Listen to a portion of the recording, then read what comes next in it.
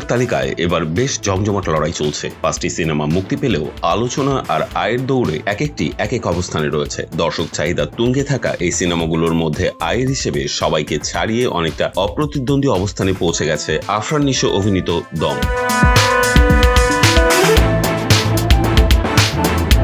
BMR এর তথ্য অনুযায়ী 2026 সালে প্রথম চলচ্চিত্র হিসেবে বাংলাদেশ মাল্টিপ্লেক্সে 1 কোটি টাকার গ্রস কালেকশন দিয়ে নতুন রেকর্ড করেছে এটি। মুক্তির প্রথম দিনে 30.39 লাখ টাকা, দ্বিতীয় দিনে 34.07 এবং তৃতীয় দিনে 36.52 লাখ টাকা আয় করেছে সিনেমাটি। স্টার সিনেপ্লেক্স ও লায়ন সিনেমাস মিলিয়ে 35টি শো এর মধ্যে 27টি ছিল হাউসফুল, যা নিশোর ভক্তদের মাঝে ব্যাপক উন্মাদনা সৃষ্টি করেছে।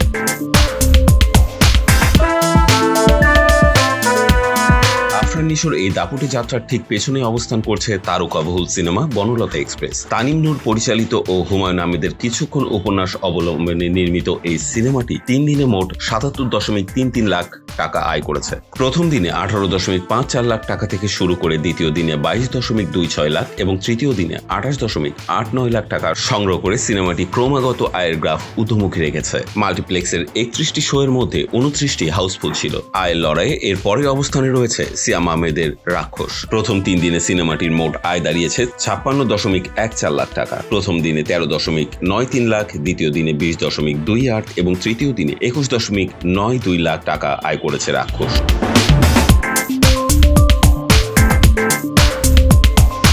22টি শো এর মধ্যে 18টি হাউসফুল দর্শক পেয়ে সিনেমাটি বক্স অফিসে টিকে থাকার ইঙ্গিত দিচ্ছে। অন্যদিকে ঢালিউডের শীর্ষ নায়ক শাকিব খানের Prince once upon A time in Dhaka 3 দিনে মোট আয় করেছে 51.54 লাখ টাকা। মুক্তির প্রথম দিনে 16.19 লাখ, দ্বিতীয় দিনে 20.06 এবং তৃতীয় দিনে 15.29 লাখ টাকা আয় করেছে। সবশেষে রায়হান রাফি পরিচালিত নারীকেন্দ্রিক সিনেমা প্রেসার কুকার ধীরে ধীরে দর্শকদের নজর কাড়ছে। সিনেমাটি আয় করেছে 29.32 লাখ টাকা। আশ্চর্যের বিষয় হলো প্রথম দিনে মাত্র 6.12 লাখ টাকা আয় করলেও তৃতীয় দিনে তা বেড়ে দাঁড়িয়েছে 12.15 লাখ টাকা।